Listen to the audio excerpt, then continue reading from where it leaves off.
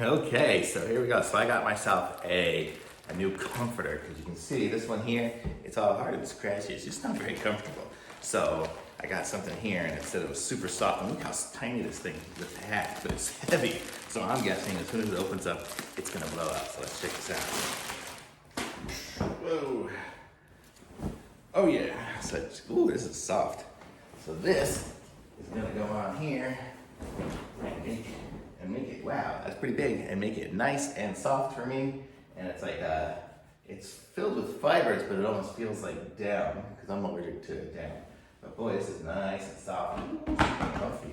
Yeah, so, and it's nice and soft. And I think you can stick it inside of a duvet cover and stuff too, so if you really want to do it that way. But I think I'm gonna go wait for a while and just give it a shot. And it's super comfortable. Looks like it's, stitched pretty good here. So all the little compartments will keep their fluff in them.